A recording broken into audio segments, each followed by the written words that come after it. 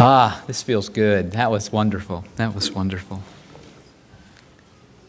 So again, just to provide some of the context for my sermon this morning, I'm now 10 days back from a 5-month sabbatical in Mexico City. It was in Mexico City that I lived at Casa de los Amigos that was founded by the Quakers in 1956.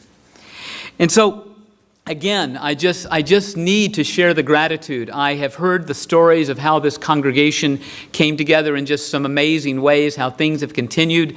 My own joy in going away and being on sabbatical, but the great joy of coming back. A sabbatical is an opportunity to be away. For me, it was for 5 months to learn and to personally experience all manner of new and spiritually engaging activities. And as I said in my December communication with the congregation, with regard to my sabbatical, I could not have chosen better.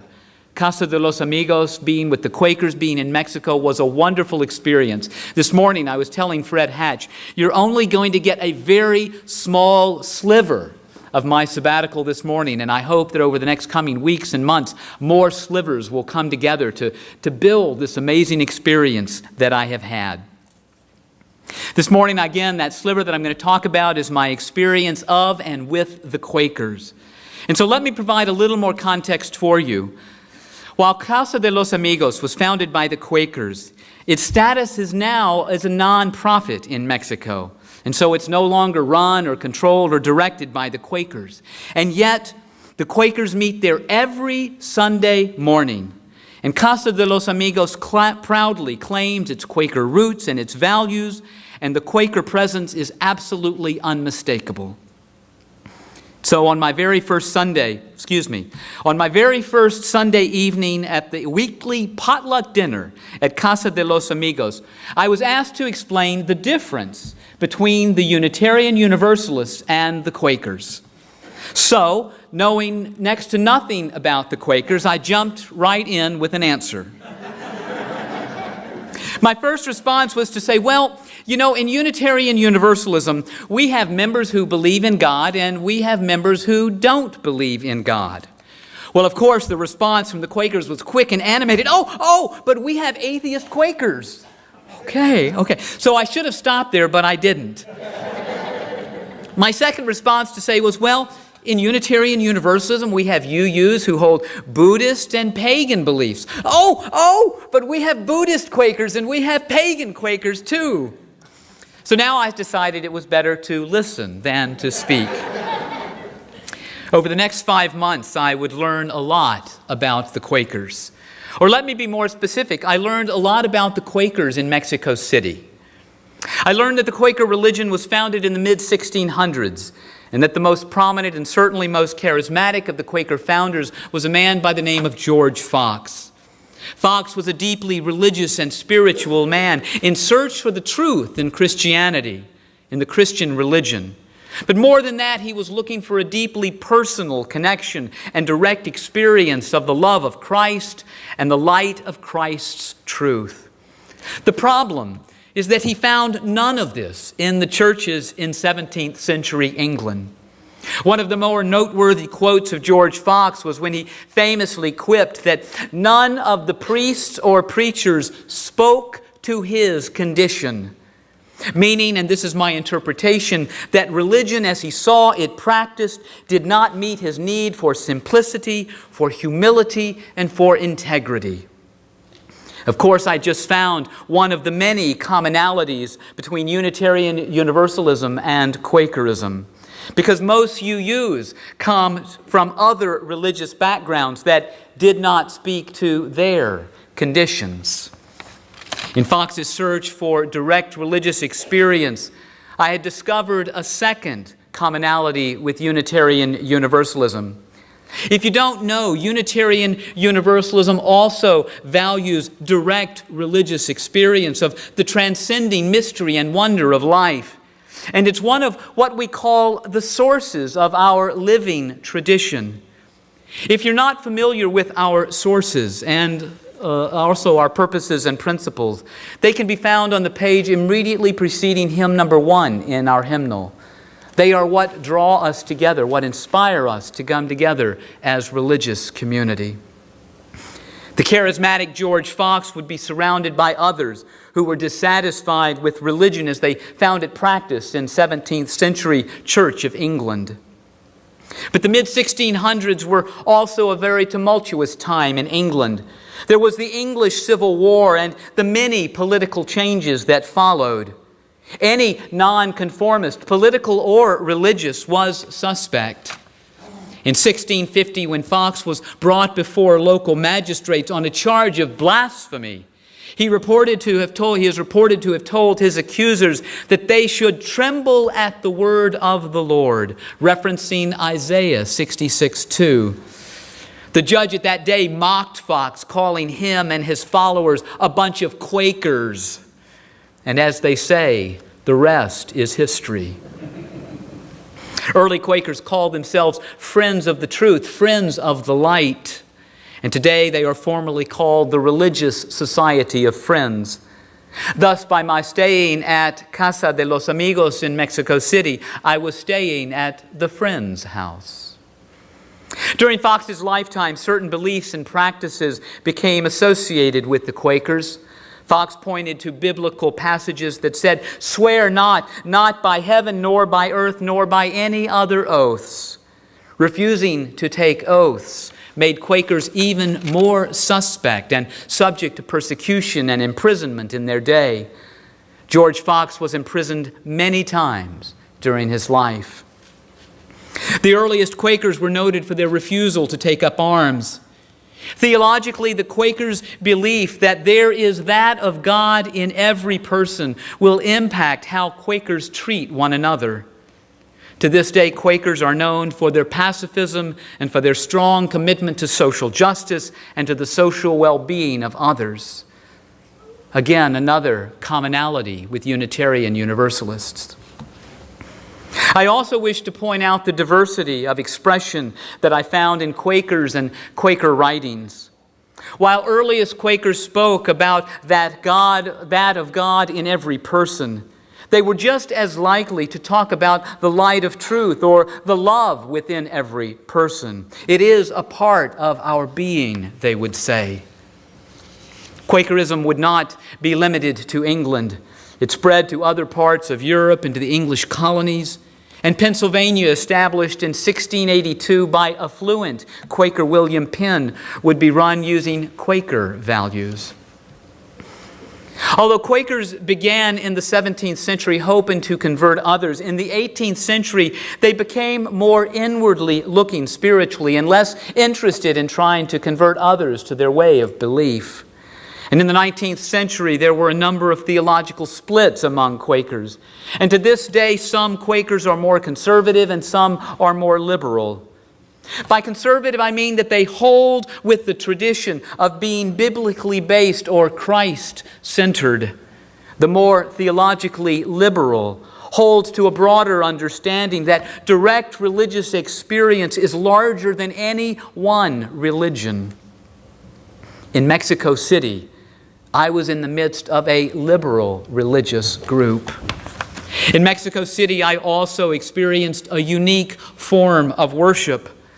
I learned that some Quaker congregations are programmed, not in Mexico City, not in Mexico, meaning that they have a minister and a sermon and hymns. And I'm so glad to be back and hear the hymns and the readings this morning. Others, like the Quakers in Mexico City, are called unprogrammed, with no minister, no hymns, and no sermons.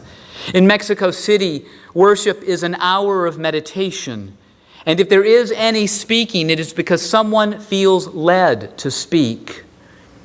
During my sabbatical, because the Unitarians met in Mexico City, met on Saturday evenings, I was able to attend the Quaker worship service each Sunday.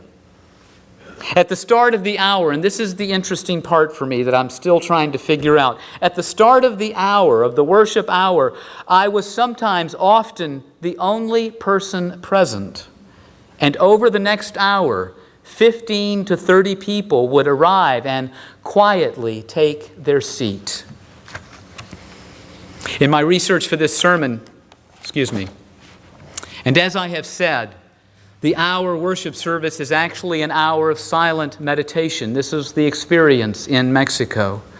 It is silent unless someone feels led or inspired to speak. And as I understand it, the inspiration should not be from the person, but comes through the person, from a transcendence outside themselves. Now, I don't want to scare you, but in the spirit of full disclosure, I will let you know that I spoke twice during my 5 months attending Quaker services. I had not planned to speak, but I felt moved by what I don't know to speak simple affirmations. Both times I spoke, I was aware of conflicts, significant conflicts within the local Quaker community that I was a part of. And perhaps that was the inspiration for my speaking. The first time I spoke, I simply said, every person is a child of the light. Every person is a child of love. There are no exceptions. The second time I spoke was a month later, and I said, the peace that we seek is within us. There is no peace outside of us. The peace that we seek is within our own hearts. In my research for this sermon, I learned that most Quakers identify as Christian. In Mexico City, though, I didn't hear much about Christianity, but I heard a lot about Quaker values or shared convictions, which Quakers call testimonies. These shared convictions refer to a Quaker way of life. They are external expressions that reflect the internal experience of divine guidance, say the Quakers. It must be said that there is not one single list of these shared values. And I believe this reflects the non-creedal nature of the Quaker tradition. And yet I found strong common agreement in the importance of these shared values. It is these values that spoke to my heart. These shared convictions or testimonies include integrity. That is, speaking the truth and living a life of reflection and authenticity. Imagine if we could live with that value.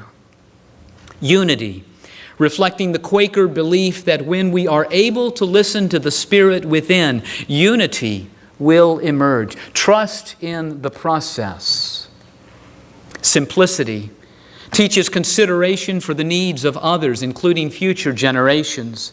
Simplicity in worship speaks against, this is what the Quakers say, the unprogrammed Quakers. Simplicity in worship speaks against unnecessary sacraments and rituals, which are distractions from the true religious experience, the religious experience of the heart.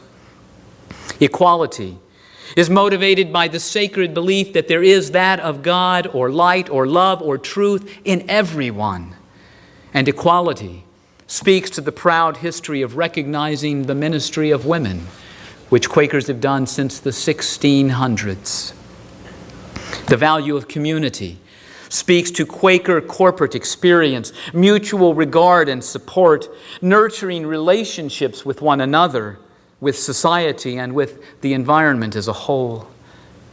Peace speaks to the love and concern for the well-being of all, and to friends' work for reconciliation and active involvement in nonviolent resolution of conflict.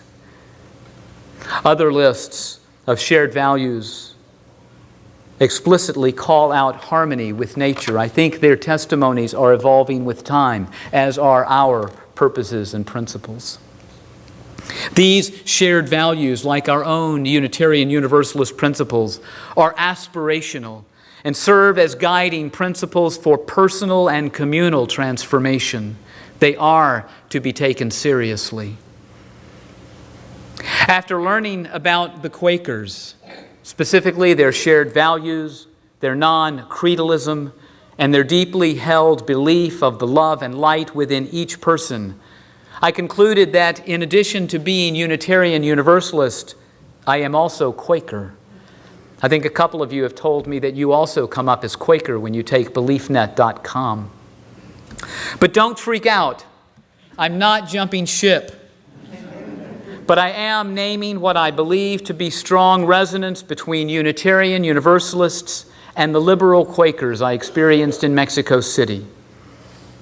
So now, 5 months later, how would I answer the question I was asked my first week in Mexico City? What is the difference between Unitarian Universalists and Quakers? I would answer this way, and I recognize this is a broad generalization. First, I would say that Quakers are more open to mystical experience than Unitarian Universalists. And by mystical experience, I'm talking about a depth of religious experience that is deeply moving and deeply connecting to the essence of life. In contrast, I would say that Unitarian Universalists, on average, are more rational in our approach to religion. And I would say that Unitarian Universalists are more open to, or at least better at, using all of the world's religions to aid us in the continuing search for truth and meaning. For me, this is the breadth of religious experience. In my estimation, we need all dimensions of the religious experience. The religious or spiritual journey is one of both depth and breadth, of both the head and the heart. And so today, I come away with a deep appreciation for the Quaker teachings of the Spirit and our need to be open to inspiration in its many forms. Some call it God, others call it the light, still others speak of love. It makes no difference. Unitarian Universalists sometimes get hung up on words. It makes no difference. It is a profound human experience, this connection with the inspiration of life, and one I encourage us to cultivate, to embrace, and deeply cherish.